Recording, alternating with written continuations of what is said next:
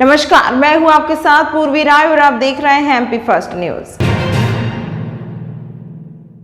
उज्जैन चैत्र माह की कृष्ण पक्ष की दशमी तिथि को दशा माता का पूजन किया जाता है। गुरुवार को विवाहित महिलाओं ने पीपल के वृक्ष का पूजन करने के बाद परिक्रमा कर दशा माता का धागा धारण कर सुख समृद्धि सौभाग्य का वरदान मांगा। दशमी तिथि को सुबह से ही विवाहित महिलाओं की भीड़ मंदिर व पीपल के वृक्ष की पूजन के लिए रही। दशा माता का व्रत चैत्र माह के कृष्ण पक्ष की दशमी को किया गया। सुबह से ही महिलाएं मंदिरों में दशा माता के पूजन के लिए पहुंच गई थी। पहले माता जी का पूजन किया गया, फिर पीपल के वृक्ष की परिक्रमा कर गले में धागा बांधा। इसके बाद दशा माता की कथा सुनी। महिलाएं जो धागा गले में धारण करती हैं वह वर्ष भर नहीं उतारती हैं। अगले वर्ष फिर पूजन के बाद पुराना धागा उतारकर नया धारण किया जाता है। महिलाओं ने बताया कि दशा माता का पूजन करने के लिए पीछे मान्यता है कि इस व्रत को करने से व्यक्ति का बुरा समय दूर हो जाता है तथा अच्छा समय आ जाता है। व्यक्ति की दशा ठीक होती है तो उसके सभी कार्य सफल होने लगते हैं, लेकिन जब व्यक्ति की दशा खराब होती है तो उसके कार्य में बाधा आने लगती है। दशा माता की पूजा विधि विधान से करने पर व्यक्ति का बुरा समय दूर हो सकता है तथा दशा माता की कृपा सदैव बनी रहती है। इसीलिए चैत्र मास की दशमी को दशा माता का व्रत किया जाता है, जिससे व्यक्ति के जीवन में चल रहा बुरा समय दूर हो सके, परिवार में सुख समृद्धि रहे। ये परंपरा घर की दशा के लिए की जाती है। पूजा दशा माता की से अन्न धन सबकी वृद्धि होती है, सुहाग के लिए होती है, पुत्र प्राप्ति के लिए होती है। दशा माता की पूजा करने से घर में सुख शांति मिलती है। और ये दशा माता की पूजा डोरा अवश्य गले में पहनना चाहिए। इसके घूम जाने से अपनी घर की दशा चली जाती है। और हमेशा हर साल होली के 10 दिन बाद शीतला सप्तमी के बाद दशा माता की पूजा की जाती है। इसमें दही, चने की दाल, कंकु, चावल, अबीर, गुलाल, चुंदड़ी, पीले कलर की माताजी दशा माता को माला, नारियल, सारी सामग्री, रुपये चढ़ाते हैं, इन दीपक लगाते हैं। इन सब चीज़ों से दशा माता की पूजा की जाती है। मेरी शादी को 32 साल होने वाले हैं और मैं 32 साल से मैं पूजा कर रही हूँ। मेरे परिवार के सारे लोग यहीं पे पूजा करते हैं। संतोष पोरवाल। आज के दिन दशा माता की पूजा की जाती है, जिसकी वजह से घर की जो दशा होती है उसमें सुधार आता है।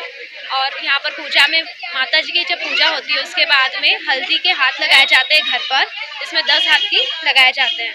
उसकी बहुत ज़्यादा इम्पोर्टेंस होती है, उसे देख के माता प्रसन्न होती है। विजेता पोरवाल। उज्जैन साल 2024 का प्रथम सूर्य ग्रहण 8 और 9 के मध्य होगा। भारतीय समय के अनुसार रात्रि 10:10 से प्रारंभ होकर मध्य रात्रि 1:24:05 पर समाप्त होगा। यह पूर्ण सूर्य ग्रहण होगा। सूर्य ग्रहण तब होता है जब सूर्य और पृथ्वी के बीच चंद्रमा होता है। भारत के खगोल प्रेमियों को निराशा हाथ लगेगी। दरअसल ये सूर्य ग्रहण भारत में कहीं भी दिखाई नहीं देगा। जीवाजी वेधशाला के अधीक्षक डॉक्टर राजेंद्र गुप्त ने बताया कि चंद्रमा दीर्घवृत्ताकार कक्षा में पृथ्वी की परिक्रमा करता है, जिससे वह कभी पृथ्वी के पास की स्थिति में होता है तो कभी पृथ्वी से दूर। पूर्ण ग्रहण की स्थिति तब होती है जब चंद्रमा पृथ्वी से पास की स्थिति में सूर्य तथा पृथ्वी के मध्य होता है। चंद्रमा पृथ्वी के पास होने के कारण उसका आकार तुलनात्मक रूप से बड़ा दिखाई देता है। इस कारण वह सूर्य को पूर्ण रूप से ढक लेता है तथा उस स्थान विशेष से हमें पूर्ण सूर्य ग्रहण दिखाई देता है। पूर्ण सूर्य ग्रहण का प्रारंभ 8 अप्रैल 2024 को भारतीय मानक समय के अनुसार रात्रि 10:10 से होगा। पूर्णता की स्थिति रात्रि 11:47 पर होगी। इस समय सूर्य पूर्ण रूप से चंद्रमा द्वारा ढक दिया जाएगा। यह एक दुर्लभ नज़ारा होगा। पूर्णता की अवधि 4 मिनट 32 सेकंड तक होगी। मोक्ष की स्थिति 9 अप्रैल 2024 को मध्य रात्रि में 1:24 पर होगी। भारत में यह पूर्ण सूर्य ग्रहण दृश्य नहीं होगा। यह पूर्ण सूर्य ग्रहण पॉलिनेशिया, हवाई द्वीप, उत्तरी एवं मध्य अमेरिका, ग्रीनलैंड व आइसलैंड में बहुत अच्छी प्रकार से देखा जा सकेगा।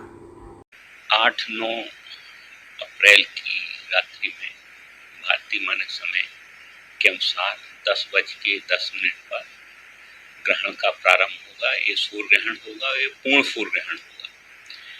क्योंकि इस समय भारत में रात्रि होगी तो भारत में दिखाई नहीं देगा। 11:47 पर मध्य की स्थिति रहेगी और सूर्य 4:32 तक पूरा का पूरा ढका रहेगा और रात्रि को 1:47 पर मोक्ष की स्थिति रहेगी।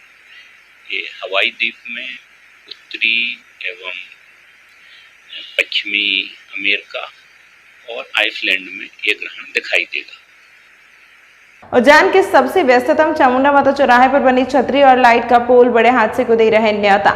जिम्मेदार इस ओर नहीं दे पा रहे ध्यान। शहरवासियों ने जल्द सुधार की मांग। उज्जैन चामुंडा माता चौराहा शहर का सबसे व्यस्ततम चौराहा है। नए शहर और पुराने शहर को जिसने के लिए सबसे पुराना रास्ता यही है। यहाँ पर पुराने समय में ट्रैफिक सिग्नल नहीं हुआ करते थे, इसीलिए बीच सड़क पर ट्रैफिक पुलिस व्यवस्था को संभाल सके, इसीलिए एक छतरी बनाई गई थी जिसे एक अज्ञात वाहन ने टक्कर मार दी है। अब यह छतरी बड़े हादसे को न्योता दे रही है। वहीं एक बिजली का पोल भी पूरी तरह से झुक गया है, लेकिन जिम्मेदार इस और ध्यान नहीं दे पा रहा है। यही कारण है कि प्रशासन का इस और ध्यान नहीं है, लेकिन छतरी की मरम्मत इस वक्त करवाना बहुत जरूरी है क्योंकि यह बड़े हादसे को न्योता दे रही है। साथ ही बिजली का पोल भी पूरी तरह से झुका हुआ है। कभी भी तेज आंधी तूफान में यह पोल किसी के ऊपर भी गिर सकता है, जिससे बड़ा हादसा भी हो सकता है। राहगीरों ने जल्द इस पर कार्यवाही की मांग की है। ये चामुंडा माता चौराहा है जो कि उज्जैन का सबसे व्यस्ततम चौराहा है। इस पे आप पीछे देख रहे होंगे कि ज़्यादातर पोल जो है वो पूरी तरीके से क्षतिग्रस्त है, जो कभी भी किसी के ऊपर गिर सकते हैं और बड़ी दुर्घटना हो सकती है। साथ ही जो एक बड़ा सर्कल चामुंडा माता पे बना है, यहाँ भी कोई बड़ा वाहन उसको ठोक के गया जो भी पूरा क्षतिग्रस्त हो गया है, वो भी कभी गिर सकता है। तो हमारी गुजारिश है नगर निगम और प्रशासन से कि इसकी ओर ध्यान दें और इसको जल्द से जल्द दुरुस्त करें। क्या नाम है आपको? सूरज प्रताप सिंह सिसोदिया। यहाँ पर बहुत ज़्यादा ट्रैफिक है और ये खंभे भी बहुत अस्त व्यस्त हो रहा है। यहाँ पर रेलवे स्टेशन, बस स्टेशन जाने वाला मार्ग है, फ्रीगंज जाने वाला मार्ग है, शहर को जोड़ने वाला एकमात्र चौराहा है ये। और यहाँ पर यह जो खंभा है बहुत टेढ़ा हो रहा है और ये छतरी पे भी अज्ञात वाहनों ने इसको टक्कर मार दी और क्षतिग्रस्त कर दिया। तो प्रशासन से ये निवेदन है कि थोड़ा सा इसको देख लें। और उज्जैन ज्योतिर्लिंग महाकाल मंदिर में प्रसिद्ध फिल्म अभिनेता आशुतोष राणा ने भगवान महाकाल के दर्शन किए। उन्होंने नंदीहाल से भगवान महाकाल को शीश नवाया।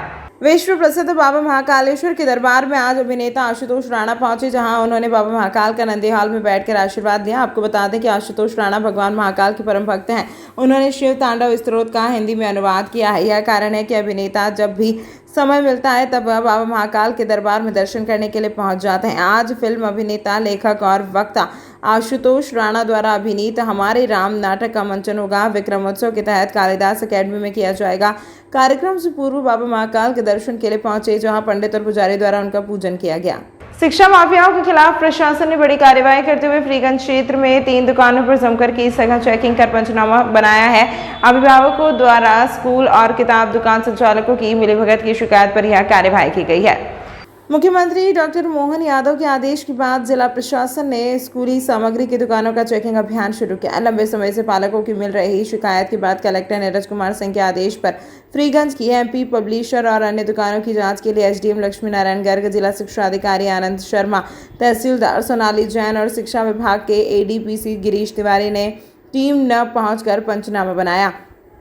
मामले की सत्यता जानने के लिए एसडीएम एल.एन. गर्ग, जिला शिक्षा अधिकारी आनंद शर्मा और तहसीलदार सोनाली जैन फ्रीगंज स्थित किताब दुकान पर पहुंचे। यहां दुकान संचालकों से बात की गई, जिसके बाद साथ ही दुकान पर खरीदारी करने पहुंचे अभिभावकों से भी चर्चा की गई। चर्चा के दौरान कई खुलासे हुए। यहां अभिभावकों ने बताया कि उन्हें स्कूल संचालकों द्वारा तय दुकान से किताबें खरीदने के लिए बाध्य किया जाता है और जब वह दुकान पर किताब खरीदने पहुंचते हैं तो मोटी रकम ली जाती है। प्रशासन की टीम ने कई अभिभावकों के बयान दर्ज किए हैं। दरअसल यहां अभिभावकों ने जिन स्कूलों के नाम लिए हैं, प्रशासन की टीम वहां पहुंचकर बच्चों से चर्चा करेगी और पूछा जाएगा कि उन्हें किस स्कूल से किताब खरीदने के लिए बाध्य किया। उसके बाद यदि कोई गड़बड़ी पाई जाती है तो स्कूलों पर भी कार्यवाही होगी। ये बताएं, आप यहाँ पर बुक लेने आए थे, क्या पूरा मामला? सर, यहाँ पे बुक लेने के लिए मैं आया था अक्षत इंटरनेशनल स्कूल की 2nd और 5th की। तो इसके अंदर में यहाँ पे जो मतलब कापी और वो जो लीग बुक्स, उसके अंदर में मतलब कुछ डिस्काउंट नहीं मिल रहा है। तो मैंने बोला कि डिस्काउंट क्यों नहीं दे रहे? उन्होंने बोला कि बुक्स के अंदर में हम दे रहे हैं डिस्काउंट, लेकिन बुक्स के अंदर में कोई डिस्काउंट, कॉपी में डिस्काउंट दे रहे हैं। और जबकि मैंने बोला कि बुक्स में क्यों नहीं डिस्काउंट, बोला इसमें डिस्काउंट नहीं मिलता। और जबकि पर्टिकुलर इस दुकान पे क्यों आए? बाकी बहुत सारी, क्योंकि सर अधिकतर क्या है कि जब भी स्कूलों की बुक्स जो रहती है वो यहीं पे मिलती है, उसके अलावा कहीं पे जाओ अपन तो परेशान होना रहता है, उसके अलावा कहीं नहीं मिल पाती, तो यहीं पे आना पड़ता है। दूसरी जगह कहीं पे भी यहाँ अपन नहीं मिलेगी। एमपी पब्लिकेशन यहीं पे। अजय मिश्रा। कुछ अभिभावकों की शिकायतें आई थी और मीडिया प्रबंधन आप लोगों ने भी शिकायतें की थी, मीडिया जगह से शिकायतें। तो कलेक्टर महोदय के निर्देश पर हम लोग मौके पर पहुंचे, जिसमें जिला शिक्षा अधिकारी और तहसीलदार और हमारी सब जिला प्रशासन इसमें मौके पर पाया कि कुछ स्कूलों ने अधिकृत कर रखा है कुछ पब्लिशर्स को कि वो ये इस तरह की किताबें बेचेंगे, जिसमें से हिंदी पब्लिशर है और अंग्रेजी पब्लिशर हैं, और नर्सरी से 12th तक की किताबें इनके यहाँ बुक्स और कॉपी मिलती हैं। जिनमें जांच में ये पाया गया कि कुछ स्कूल से, जो मुख्य रूप से बताना चाहूँगा मैं, DPS स्कूल है, निर्मला कॉन्वेंट स्कूल है, सेंट पॉल स्कूल है, केंद्रीय विद्यालय RK बंसल है, स्टैनफोर्ड नर्सरी स्कूल है, विद्या भवन स्कूल है, केन स्कूल है, वर्जिन मैरी है, सेंट मैरी है और बहुत सारे स्कूल हैं। तो ये जो इनके यहाँ बुक्स मिल रही हैं, इनका ऐसा कहना है पब्लिशर्स का, जैसे MP पब्लिशर, पराग पब्लिशर और ज्ञान गंगा परिषद, इनका कहना है कि हम स्कूल से डिस्प्ले से जो सूची उपलब्ध होती है उनको लाते हैं और उनकी बुक्स हम अपने स्तर पर जो भी 20% डिस्काउंट पर बुक्स पर और 20% डिस्काउंट कॉपी पर देते हैं। लेकिन जांच करने पर पाया गया कि बुक्स पर डिस्काउंट तो दे रहे हैं, कॉपी पर डिस्काउंट दे रहे हैं, बट बुक्स पर डिस्काउंट नहीं दे रहे हैं। किसी दुकान में, जैसे MP पब्लिशर, ज्ञान गंगा और पराग पब्लिशर पर जाँच करने पाया, किसी दुकान में डिस्काउंट दे रहे हैं जैसा वो बता रहे हैं, लेकिन कुछ दुकानों में बुक्स पर डिस्काउंट नहीं दिया जा रहा है। और जांच करने में ये पाया गया है कि इनके पास जो बुक उपलब्ध हैं वो सामान्य स्टोर पर, वो दुकानें, स्टेशनरी दुकानों पर उपलब्ध नहीं है। इससे ये प्रतीत होता है कि हो सकता है कि जो दुकान इनमें अधिकृत कर रखी है स्कूलों ने, वो 3-4 पब्लिशर्स तक ही सीमित है और इसके अलावा मार्केट में और दुकानों को अधिकृत नहीं कर रखा है। तो दुकानों के साथ साथ स्कूलों की विधिवत जाँच की जाने पर इसका स्पष्ट रूप से खुलासा हो पाएगा कि यदि उनने और भी किसी दुकान को अधिकृत कर रखा है तो उनकी सूची उपलब्ध कराएं, ताकि उन दुकानों में भी यदि दुकानें में बुक उपलब्ध होती हैं तब इसका विधिवत जांच हो पाएगी। अदरवाइज इनको ये माना जाएगा कि स्कूल और इनकी साठगांठ प्रतीत होती है। ये विस्तृत जांच करने पर और इसका खुलासा होने पर उनको विधिवत कार्रवाई की जाएगी। इस पर कार्रवाई की जाएगी। एक बार स्कूलों से तय कर लें, उनसे सूची मिल जाती है कि इन दुकानों के अलावा और भी उनने किसी शॉप्स को अधिकृत कर रखा है या अन्य शॉप्स पर भी जो सामान्य दुकानों में मार्केट में रहती हैं उनमें दुकानों में यही बुक्स उपलब्ध होती हैं, तब तो सामान्य प्रक्रिया की तरह ठीक है। अदरवाइज पर इस पर कार्रवाई स्कूल के विरुद्ध की जाएगी। हाँ, हो गया सर। हर साल जो स्कूलों के ये जो एडमिशन होते हैं उस समय शिकायतें आती हैं पालकों की कि ड्रेसेस को लेकर, बुक्स को लेकर बड़े उनको ब्लैकमेल करके उनसे पैसे लिए जाते हैं। तो क्या ये पूरा जो सॉल्व नहीं हो पा रहा है? अभी हाल ही में परसों शासन से एक आदेश जारी हुआ है जिसमें प्राइवेट स्कूल्स जो हैं वो अपने अपने हिसाब से बुक्स अगर चला रहे हैं और कोई पर्टिकुलर दुकान तय कर रखी है तो उस पर कार्रवाई करने के निर्देश दिए गए हैं। उसके क्रम में कलेक्टर महोदय ने भी आदेश जारी किया है और आज उसको संज्ञान में लेते हुए कुछ दुकानों के ऊपर हम लोगों ने SDM साहब उज्जैन के साथ में कार्रवाई की है, जांच पड़ताल की है। अभी हमने दुकानों पर जा कर के देखा है कि इनके पास कौन से स्कूल की बुक्स उपलब्ध है और इसके बाद अब हम उस विद्यालय पर्टिकुलर को देखेंगे कि वो कौन कौन सी किताबें चला रहे हैं और उनकी किताबें किन किन दुकानों पर उपलब्ध है। नियम यह है कि एक विद्यालय की पुस्तक किसी एक दुकान, 2 दुकान, 3 दुकान पर उपलब्ध नहीं होना चाहिए। वो समस्त बाज़ार में जो भी स्टेशनरी बुक्स सेलर हैं उनके पास ये उपलब्ध होना चाहिए, पर्टिकुलर नहीं होना चाहिए। तो उसका अगर वायलेशन हो रहा है तो उसके विरुद्ध संबंधित स्कूल प्रबंधन के विरुद्ध वैधानिक कार्रवाई करें। सर, देखने में आता है कि जो अभिभावक हैं उन्हें स्कूल संचालक दबाव बनाते हैं कार्रवाई का, इसलिए वो खुलकर शिकायत नहीं कर पाते हैं, ना ही नाम बता पाते हैं अपना भी कि हमें ऐसा किया गया है, इस स्कूल से इस दुकान पे भेजा गया। तो इस समस्या को आप कैसे हल करेंगे? ये तो बच्चों से पता चल जाएगा कि इनने किताब कहाँ से ली है। जैसे एक क्लास में हम बात करेंगे तो उस क्लास के सारे बच्चों ने अगर एक ही दुकान से किताब ली हुई होती है तो इसका मतलब है कि वो कहीं ना कहीं विद्यालय ने या विद्यालय के शिक्षकों ने उनको बोला हुआ है कि यहाँ से जाओ। सर, ये जांच का विषय है। सर, ये ड्रेस बदलते थे स्कूल वाले हर साल, ये लीगल है क्या सर? 3 वर्ष तक कोई भी ड्रेस नहीं बदलना चाहिए, ये नियम है और इसके विपरीत अगर कोई विद्यालय कार्य कर रहा है तो उस पर भी कार्रवाई होगी। Okay sir, thank you. निजी स्कूल संचालकों को मीटिंग लेकर कलेक्टर नीरज कुमार सिंह ने हिदायत दी है कि विद्यार्थियों व उनके अभिभावकों को अनावश्यक पुस्तकें और यूनिफॉर्म खरीदने के लिए बाध्य न करें। इसकी फ्लाइंग स्क्वाड टीम जांच करेगी। कलेक्टर नीरज सिंह ने स्कूल संचालकों को पुस्तकें, फेस, यूनिफॉर्म सहित अन्य दिशा निर्देशों के संबंध में जानकारी दी कि सभी निजी स्कूल संचालक व प्राचार्य विद्यार्थियों व उनके अभिभावकों को अनावश्यक रूप से अनधिकृत पब्लिशर्स की पुस्तकें और यूनिफॉर्म खरीदने के बाध्य न करें। जिला स्तरीय समिति की अनुशंसा के बिना विद्यालय की फीस में भी वृद्धि न की जाए। बच्चों के हित में जिला प्रशासन दिशा निर्देशों का प्रभावी क्रियान्वयन के लिए प्रतिबद्ध है। फ्लाइंग स्क्वाड की टीम द्वारा लगातार पुस्तक विक्रेता दुकानों की जांच की जाएगी। आमजन इस संबंध में अपनी शिकायत कमांड कंट्रोल रूम के दूरभाष क्रमांक 0734 25-20-711 पर कर सकेंगे। निर्देशों के उल्लंघन पर संबंधित स्कूल संचालक के विरुद्ध कार्यवाही भी की जाएगी। गुरुवार को शासकीय उत्कृष्ट विद्यालय में जिले के सभी निजी स्कूल संचालकों को स्कूल शिक्षा विभाग व धारा 144 के तहत जारी दिशा निर्देशों के संबंध में विस्तार से जानकारी दी गई है।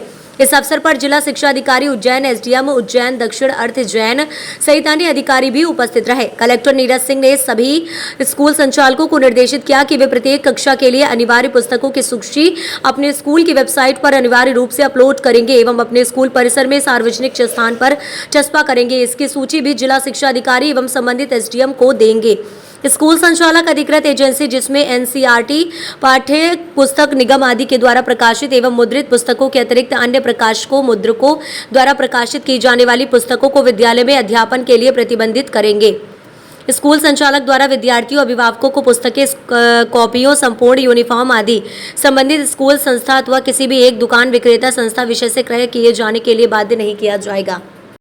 सभी जो अशासकीय स्कूल हैं, अशासकीय स्कूलों के संबंध में जो फीस का निर्धारण है और जो किताबों का उपयोग वहाँ पे होता है, उसके संबंध में राज्य शासन द्वारा निर्देश जारी किए गए हैं।